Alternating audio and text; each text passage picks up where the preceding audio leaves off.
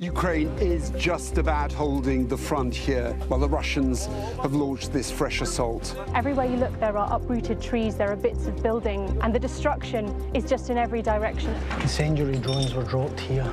We know this was the military junta because the rebels don't have that kind of weaponry. When you can hear the tear gas canisters being lobbed at the protesters. There when the story breaks. BBC News. Follow on the app. Newscaster is different to the stuff that we all do in our day jobs because it's like a proper chat. Something big's just happened. And then we're just like, right, gonna do an episode. We've all tried to get together. We're just all working something out, and then you sort of have a eureka moment. What you need to know when you need to know it. Newscast. Listen every day on BBC Sounds.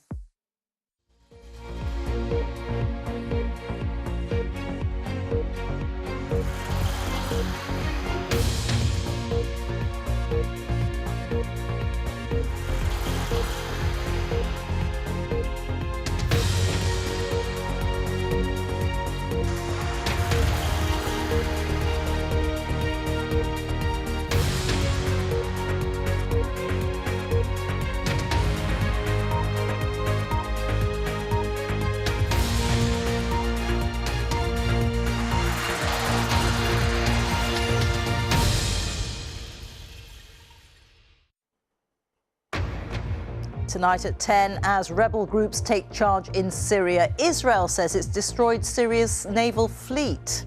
Days after the ousting of President Assad, Israel says it's striking military targets to ensure that weapons can't be used by terrorists. But it's controversial. The UN says that Israel is violating existing agreements.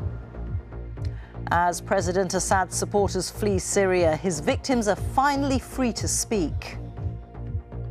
The whole world knows that Bashar Assad is an oppressor and a liar, and that he killed his own people. And it's completely out of touch, and it's an insult to the intelligence of the American people. Also tonight in the US, an outburst by the man charged with the murder of a health executive on his first appearance in court. Tonight, Luigi Mangione appeared in the court behind me, where his lawyers contested his extradition to New York. A recommended pay rise of 2.8% for public sector workers, including teachers and NHS workers, for next year. And a colony of seals kept secret for years off the coast of Suffolk. And stay with us here on BBC News for continuing coverage and analysis from our team of correspondents in the UK and around the world.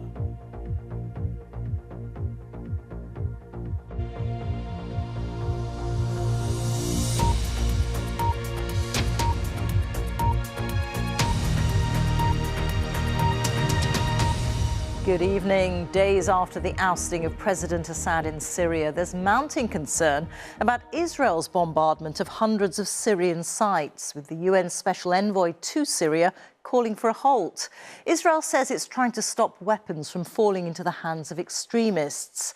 Tonight, we have testimony from Syrians who fear for their lives after the ousting of President Assad, and from those whose relatives were gassed by his regime and who've been too afraid to speak out until now. Our team of correspondents are across the country. Yogita Limai has been to the Damascus suburb subjected to a chemical attack by Assad. And Lucy Williamson has travelled south to speak to the mother of the teenager whose death sparked the civil unrest and revolution in 2011. But first, our international editor Jeremy Bowen reports on the winners and losers of the downfall of President Assad. At the border, the biggest and potentially deadliest divide in Syria. Coming in from Lebanon, Syrians who fled the war and the Assads, desperate to get home. In the opposite direction, Syrians desperate to get out, families who fear they'll be singled out for revenge. Some because their religious sect supported the former regime, or because the men fought for Bashar al-Assad. Ali read out a Facebook post from a small militia swearing vengeance. So is this such a threat that you want to take your family out to Lebanon? You're worried about your lives? Yes, sure. The kids, my wife, I'm afraid for them. That's why I'm taking them out to Lebanon. Violence consumed Iraq and Libya after their dictators. Their fear is the same for Syria. It's not just about the legacy of the war, it's about the legacy of more than half a century of dictatorship. These are people, and there are thousands more coming down the road, who don't feel safe in the new Syria. And going in the opposite direction are all those who just want to get home. The duty-free shop, once a favorite of those the regime had made rich, has been looted and destroyed. Islamist anger at a decadent regime. We drove on to Damascus. The rebels took Syria as Assad's army faded away, but the country's still under fire. To stop Islamist rebels taking over Syria's abandoned military infrastructure across the country, Israel's bombing it to pieces.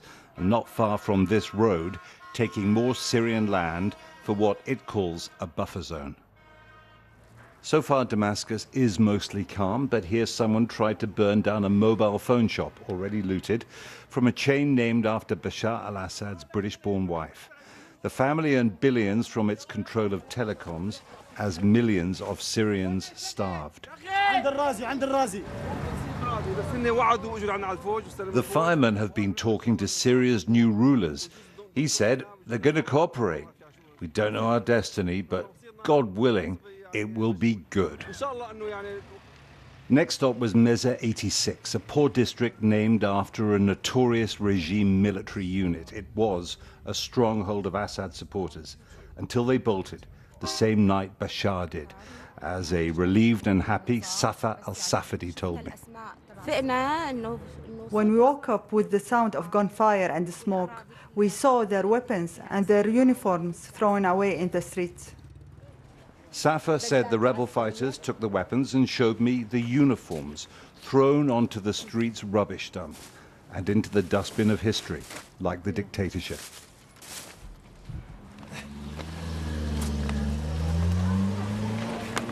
Bashar al-Assad. This area used to be full of posters of Bashar and his father because it was a center of loyalists from his own Alawite community. A lot of the guys who lived around here supported their families by carrying guns for the regime. They were in the security, in the mukhabarat, the intelligence, or they were in the military. And now, like him, they've gone. Jeremy Bowen, BBC News, Damascus. Well, let's get more now on Israel's actions in Syria. Here's Merlin Thomas from BBC Verify. Merlin. Thanks, Rita. This is the aftermath of an Israeli strike on the port of Latakia in western Syria. Several ships left completely destroyed and submerged by water. Israel said it had successfully destroyed Syria's fleet.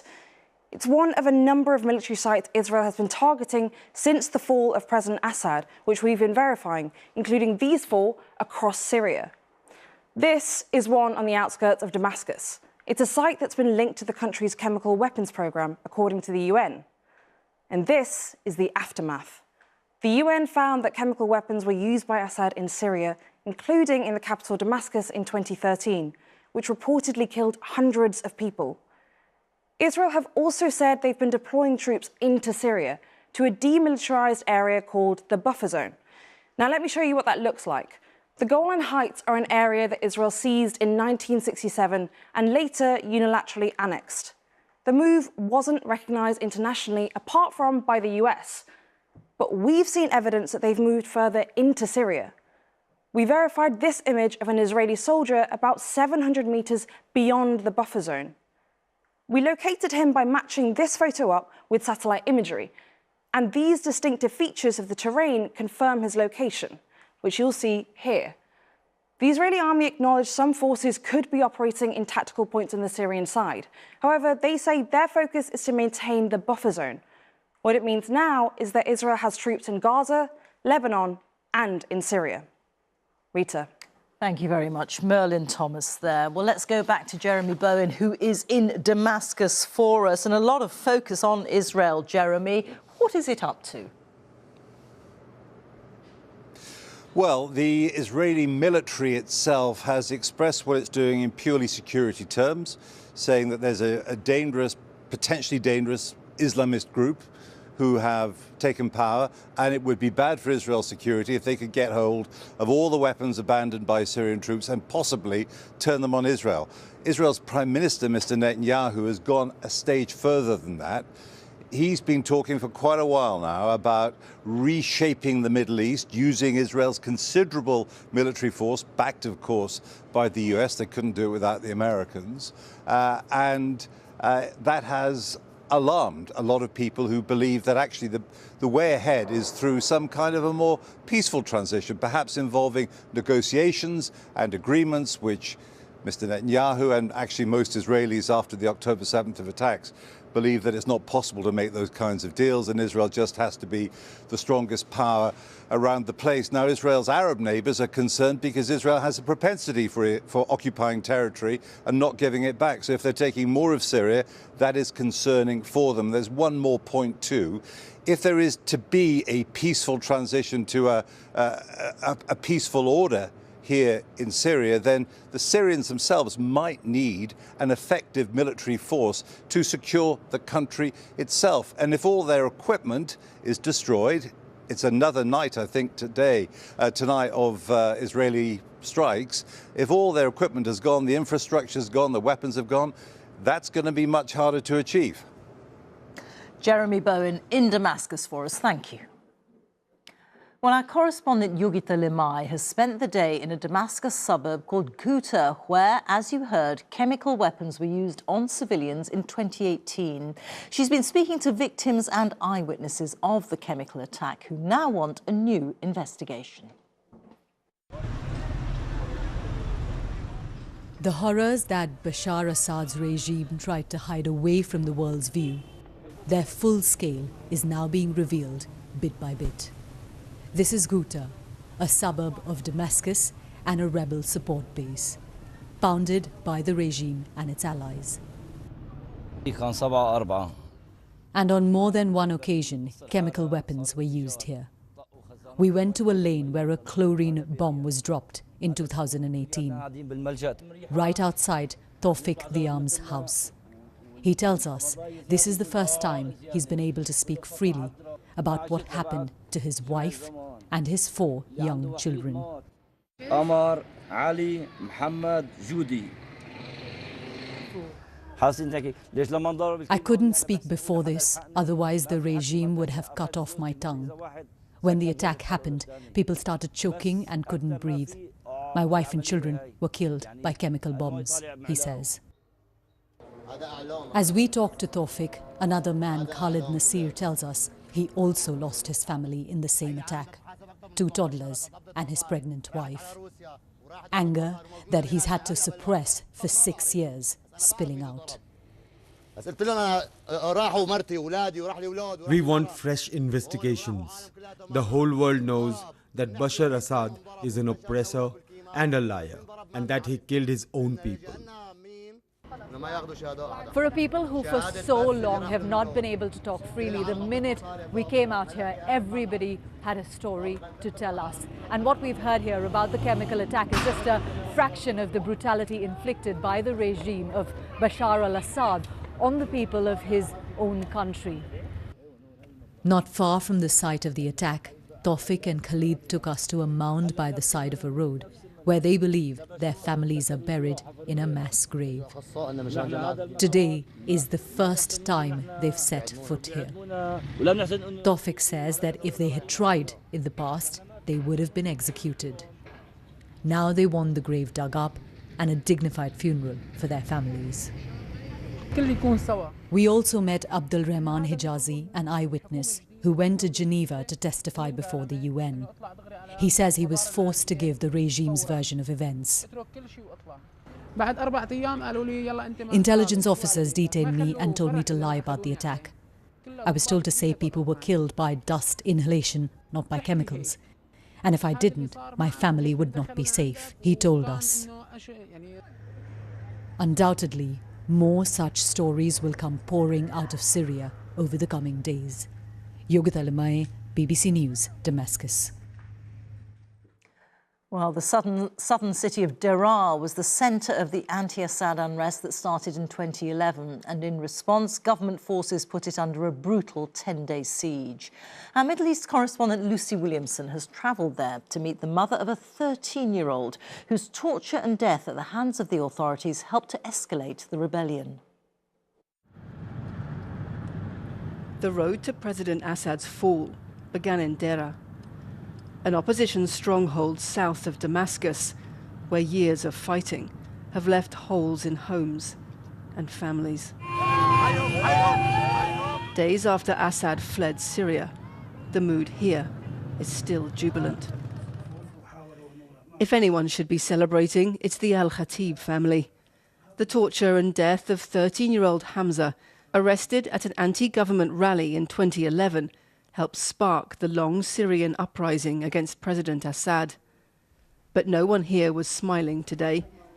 The family had just learned that Hamza's brother Omar had also died in custody 5 years after he was arrested.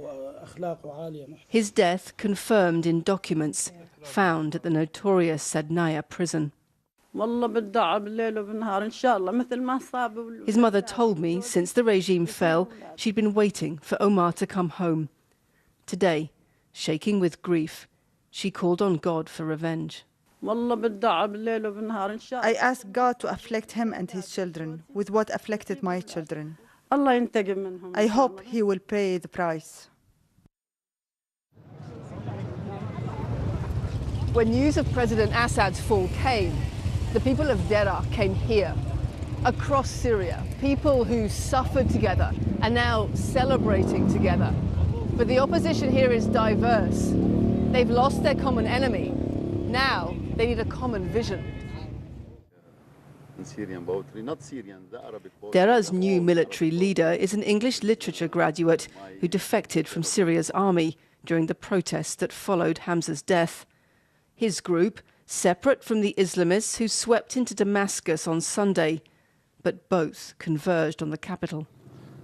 I said in Damascus, when we entered, we thanked God that we still alive to see this moment, this great moment.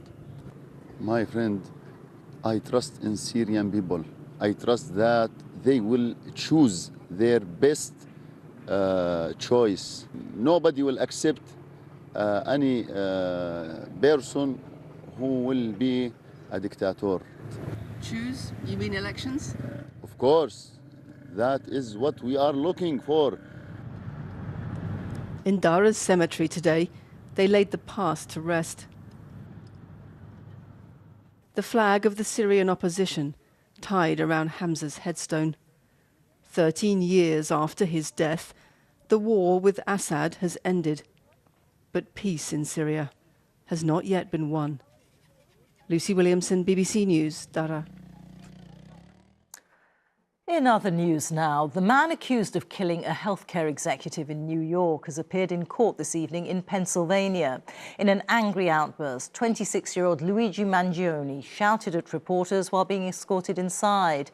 He's been charged with the murder of Brian Thompson after he was arrested yesterday at a McDonald's in Pennsylvania in possession of a gun. He'd been on the run for days. Jessica Parker has the very latest. As Luigi Mangione was taken into court, he appeared agitated. And it's completely out of touch. And it's an insult to the intelligence of the American people and to lived experience. Shouting about an insult to the intelligence of the American people.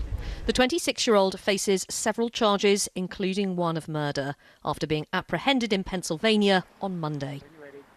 Along this roadside is a small branch of McDonald's, and it's now become a key focus in this case because it's in there that Luigi Mangione was spotted. An employee then tipped off the police. Investigators are trying to piece together his movements over recent days, and they're talking to people who were inside that McDonald's when the suspect walked in on Monday morning. A guy came in the door, and I didn't really look at him. I thought it was everyone was kidding around. Well, the one guy said, "That looks like the shooter from New York." Well, then we laughed, and I guess he placed his order, and we just went on about our business. But we were kidding about it. They were like, "Oh, boy, wouldn't that be something, you know?"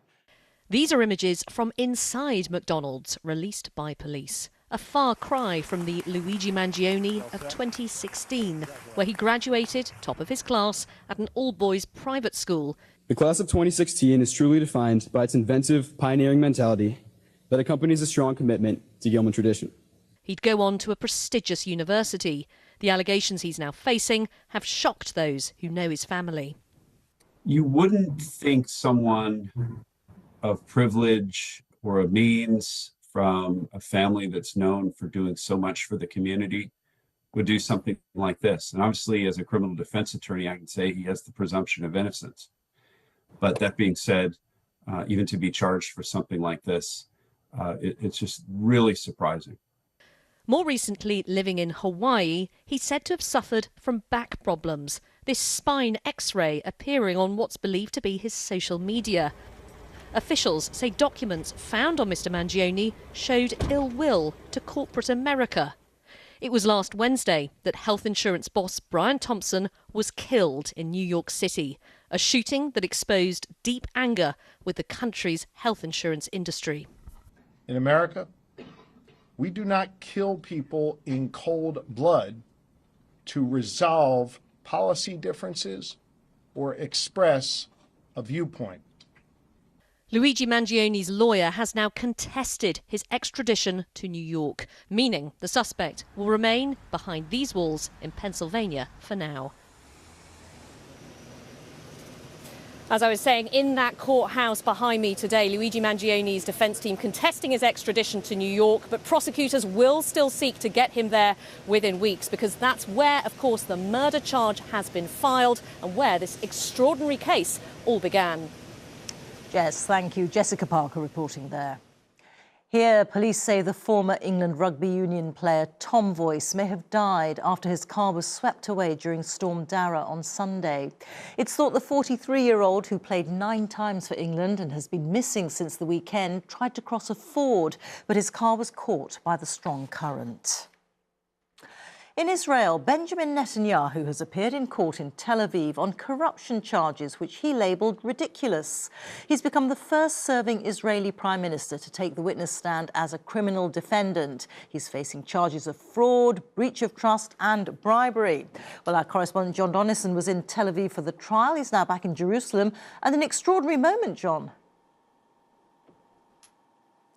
Unprecedented, Rita, and during, of course, unprecedented times in the Middle East. Prime Minister Netanyahu is accused of taking hundreds of thousands of pounds worth of gifts, including fine champagnes and cigars, in exchange for favours. He's also accused of doing a deal with one of Israel's biggest media moguls to get favourable press coverage. Now, in court today, Mr. Netanyahu said this case was based on an ocean of absurdities. His supporters say this is a time of war for a prime minister to be standing trial. But his critics, and there were plenty of them outside court today protesting, including the families of some of the hostages still held in Gaza, well, they say that Prime Minister Netanyahu has prolonged and escalated the wars in the Middle East for his own political survival and even to avoid going to jail. And he's expected to testify for weeks. Thank you, John. John Donnison there. Thousands of women are set to have their claims for equal pay settled 4 years after they took action against Birmingham City Council. The dispute relates to claims that women employed in female-dominated roles, such as teaching assistants, were underpaid compared to those in jobs dominated by men. The council says the payout has partly contributed to it declaring itself bankrupt last year, as Phil Mackey now reports. Equal pay, equal pay. A small group of women gathered outside the council house in Birmingham today in celebratory mood. Supported by the union which backed their claim, around 6,000 will get an average of between £50,000 and £60,000 each after the City Council reached a settlement. Among them is teaching assistant Pamela Watley. It's been especially good for the women of Birmingham to come together the way that they have and fight for what's rightfully ours. But I would say that hopefully those people will also have to put their faith in the council that all the incompetency will stop that's got us to this point, because it's not the workers' faults. It's provided some Christmas cheer for the workers or benefit, but it's been a problem that's taken an age to sort out. I spoke to one of the women who was part of a much earlier equal pay claim more than a decade ago, and then realised she still wasn't being paid fairly and was part of today's settlement as well, which just shows how long this has been going on. This was 2012, when hundreds of workers won a court battle for equal pay. And the problem goes back even further than that. In 2008, workers went on strike when the council tried to equalise pay between men and women. By last year, Birmingham said it owed up to £760 million in equal pay claims. It's been forced to increase council tax by 21% over 2 years and says it needs to make £300 million in savings. Pressure on the UK's largest authority to make ends meet has continued to rise. The equal pay settlement allows it to plan ahead. We're continuing to ensure that we're doing everything that we can to see that an injustice like this does not persist in this council and doesn't come back to haunt future generations as well. It's a really important moment, but there's still much work we need to do. Equal pay! The deal is expected to be approved next week, and the teaching assistants, dinner ladies and cleaners will finally be paid the money they're owed. Phil Mackey, BBC News, Birmingham. Several government departments have recommended a pay rise of 2.8% for public sector workers, including teachers and NHS workers, for next year. Our political editor, Chris Mason, is here. And Chris, that is just above the forecast rate of inflation. That's right, yeah. So this relates primarily, but not exclusively, to plenty of public sector workers in England, so teachers and nurses and doctors and dentists and senior civil servants amongst them. And the government, as you say, recommending 2.8%. It's a little bit above inflation. What we've seen this evening is a minibus full of trades union leaders arriving and then serving up a platter of disobliging reaction.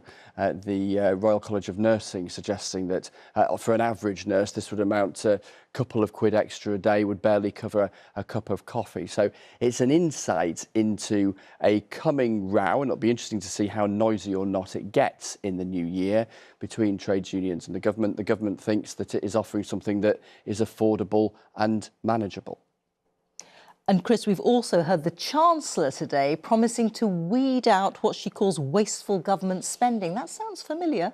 It does. We've heard it before. So Rachel Reeves saying it today. Plenty of her predecessors of all sorts of political stripes have said just that. They're calling it a zero-based review, which is Westminster speak for going through every single budget line by line. That's a line I've also heard before, where they look at all of the numbers. They're trying to move on from the budget of a couple of months ago with all of the talk about tax rises and instead talk about spending. They're saying it doesn't amount to cuts because a department having saved money, shaved 5% off its budgets, can then reallocate them elsewhere on the government's priorities. Conservatives say they welcome the idea, but then point to the pay offers to plenty of public sector workers of a few months back, which they suggest wasn't necessarily wise use of public money. One example that came to light today, which caught our eye, the Department for Culture, Media and Sport, in its declaration of expenditure, which is obliged to do above £500, had paid nearly £600 each for ministerial folders, the kind of thing you carry around bits of paper within. I was in the parliamentary gift shop earlier. You can buy one, if you're ever in there, for £39, so considerably cheaper than the 590 odd pounds that the government have paid for it. A little insight into the spreadsheets that are going to be getting plenty of attention in the coming 6 months as the government does this review. Chris, thank you very much. Chris Mason there. Let's see what Katie Razzle has on Newsnight for us on BBC Two shortly. Katie. Evening, Rita. Tonight, we can reveal the government's plans, due to be announced tomorrow, to reform jails. We'll ask an ex-offender and an ex-prison inspector whether this will solve the prisons crisis. That's Newsnight coming up in just a few minutes on BBC Two, BBC News and iPlayer. Thank you, Katie. A fast-moving wildfire whipped up by strong winds has torn through the wealthy Californian city of Malibu, destroying homes and forcing thousands to evacuate one of the most sought-after areas in the US. Flames were seen close to the library of Pepperdine University, where students can be seen sheltering.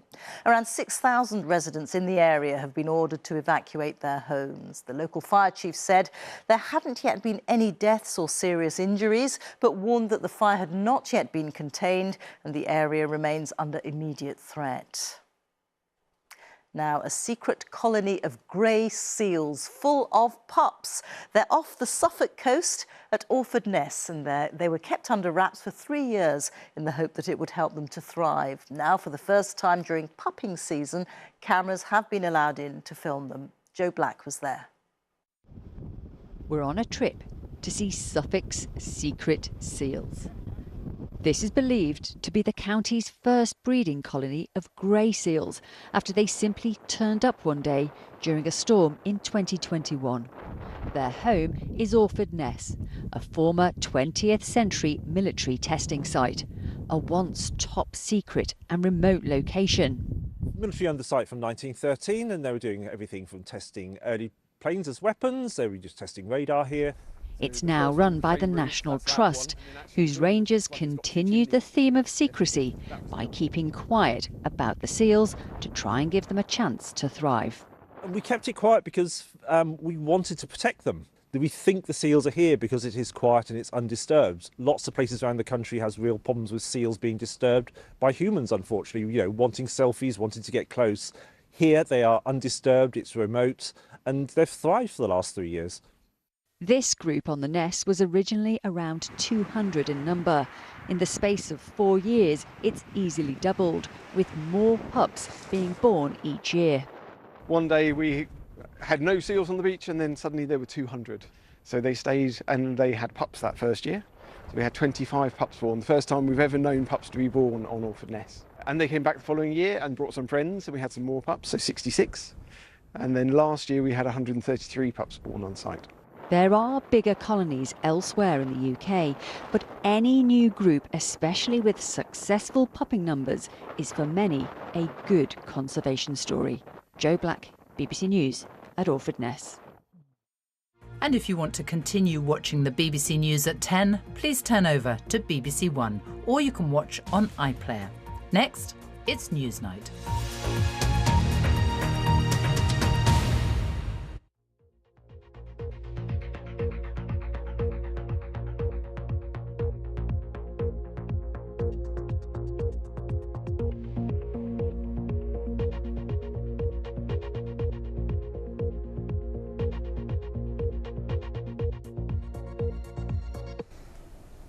Tomorrow, Justice Secretary Shabana Mahmood will announce the government's plans to overhaul Britain's prisons.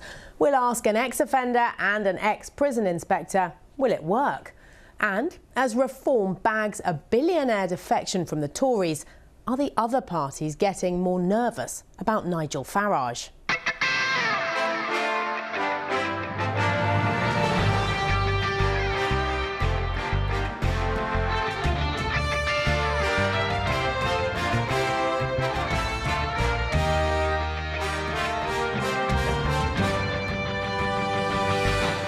Hello and welcome to Newsnight, the home of illuminating insights and interviews. Later, we'll be talking to our panel, Ollie Dugmore and Alex Phillips. But as the government prepares to announce its 10-year prison strategy, tonight we're focusing on how Labour aims to crack the problems at the heart of the criminal justice system. With us, Nick Hardwick, one-time Chief Inspector of Prisons for England and Wales, and prison reform commentator Matthew Torbett. Nick's here too. And Nick, reveal it to us then here on Newsnight. What's in this new strategy? Well, Katie, as you were saying, a big announcement by Shabana Mahmood tomorrow. And the headline is, the Labour government will spend £2.3 billion over the next 2 years on prison builds. And the target is opening up 14,000 new places by 2031.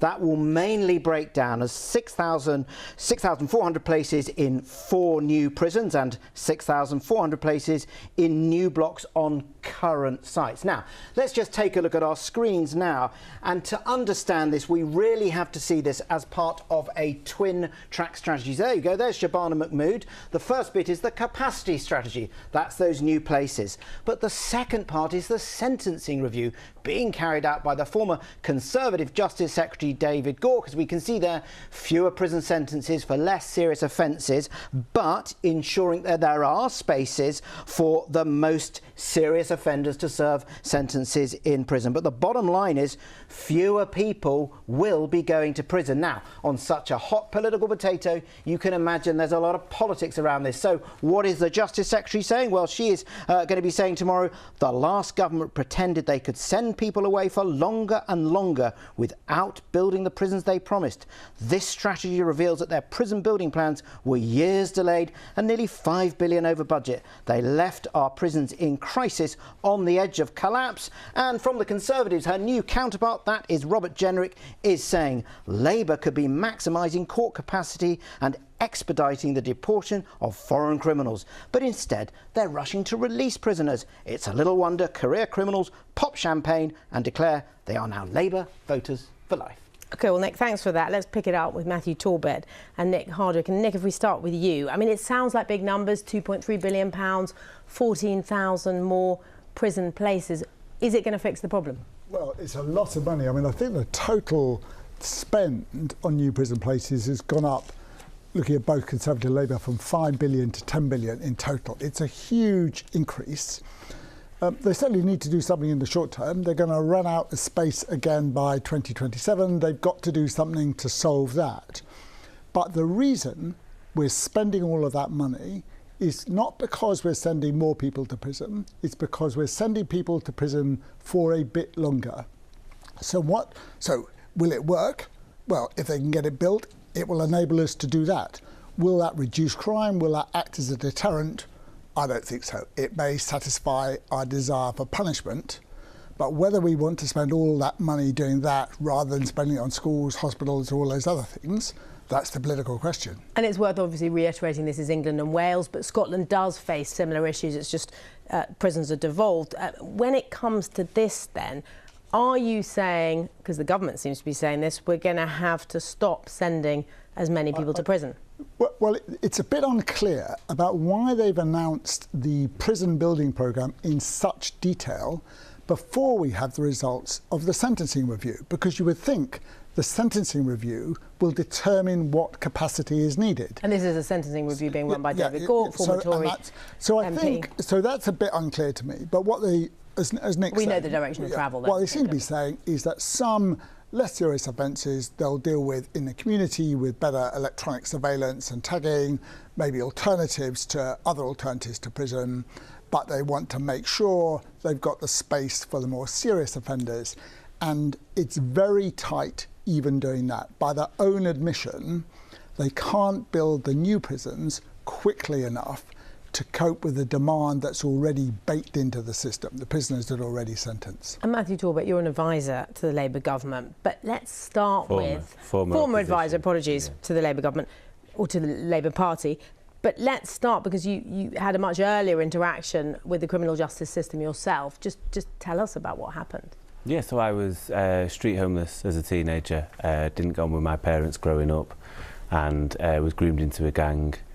During that period, I slept on the streets of Manchester for 12 months and was sentenced to 12 months in prison when it finally caught up with me. Now, that was suspended for 12 months due to it being a first-time offence, and I undertook 180 community hours. And what was the offence? Conspiracy to defraud. And how this was, as I understand it, related to county lines, was it? No, not county lines. It's a similar sort of thing, the similar tactics, the idea that you will be asked to be a bit of a runner and, you know, you'll have a roof put over your head, they'll take you out for dinner, they'll take you out for, get some trainers and stuff like that. But it wasn't necessarily county lines in that sense. Right, and you didn't go to prison? No. What happened? It was a suspended sentence. Basically because I pled guilty, I was guilty, and there was some leniency on that. And the sentencing guidelines said you can do 12 to 18 months that would be suspended if you pled guilty. And you were obviously a very young man, you're a teenager, a child really. You'd committed an offence, you were given a suspended sentence, as you say, rather than a jail term, and you've clearly turned your life around. Do you see yourself as a model, an example of how not jailing people can work? I think the proof is in the pudding, and I think maybe I am part of that. But what I would always say is I didn't do this on my own, and this is what the Labour government and any government has to look at. First of all, prevention. 40% of men under the age of 25 in prison today were in care. For me, they've already been failed by society in the first place. If you invest in young people early, you make it back in the future. So rather than spending £50,000 per year per prisoner, which over the course of a fairly hefty sentence, you're looking at £200,000 to £300,000 per year, per sentence, you could spend £1,500 per child per year in Sure Start, in counselling, in mentoring and youth clubs and this sort of stuff. I think the reason I got where I was is because my best friend's mum and dad took me in and they gave me support, opportunity and ultimately education when I went to college, got my GCSEs, went to university, got a degree and took the very untraditional route into Westminster that I did. But without them, there is no reason why I would not be many of the 30 to 40% of young men that go on to reoffend, because you're constantly getting doors pushed in your face. You can't find work because you're declaring it. Otherwise, if you don't, your DBS will find out you've got a criminal record, and you're constantly, you know, rejected by society, I would say. Let's get into what both of you, starting with you, Nick, what do you think prison is for? You've been into plenty of them when you were Chief Inspector. Prison works if you think prison is there for punishment. And I think some people have committed a heinous offence.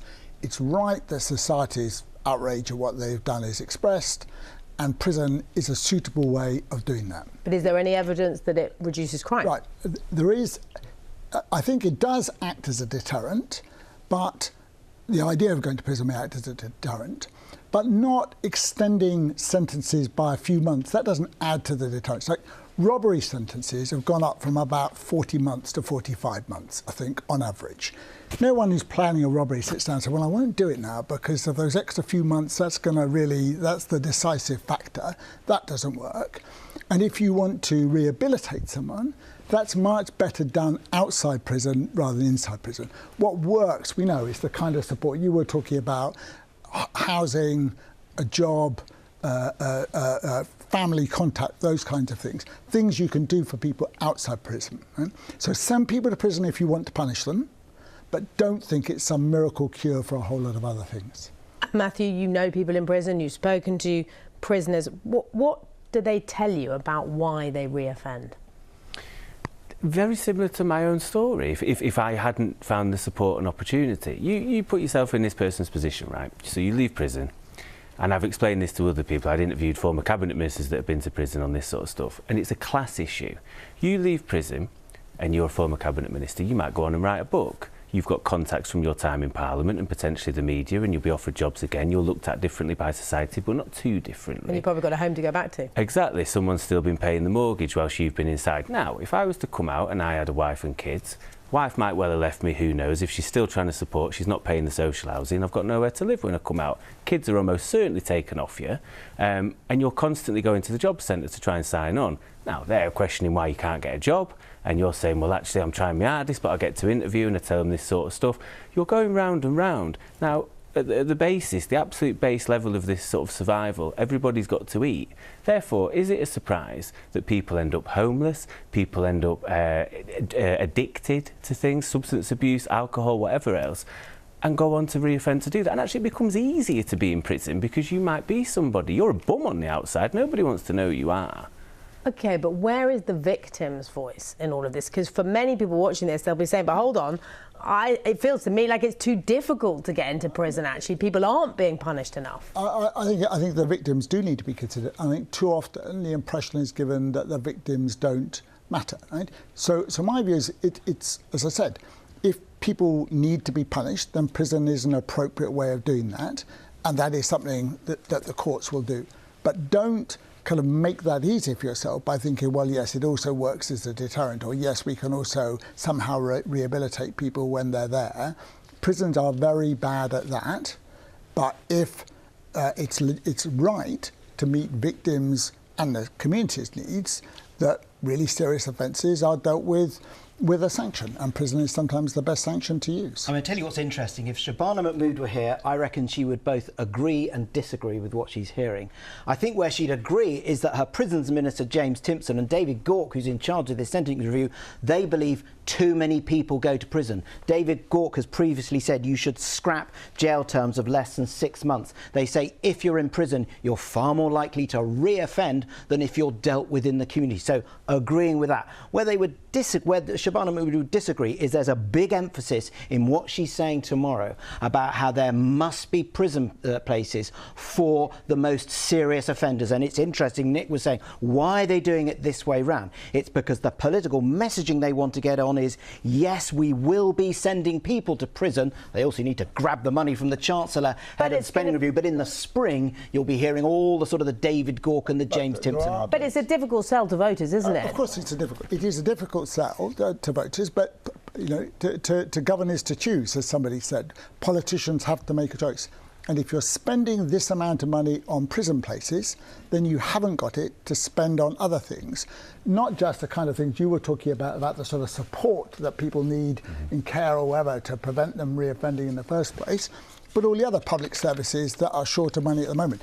This must be the only public service where people are saying to the government, spend less money. You know, and there's a choice, a political choice, a hard political choice, that needs to be made. And there wasn't there some discomfort about the early releases that we saw, various people film celebrating champagne, all of that. That was difficult messaging for the government. No, totally. And we can see those pictures now. And that's why I think they've done it. And this sort of plastering across the fact that 10 lads have spent 50 quid to get their mates a limousine and some champagne, regardless of what they've done, and who knows what they've done, they've done their time.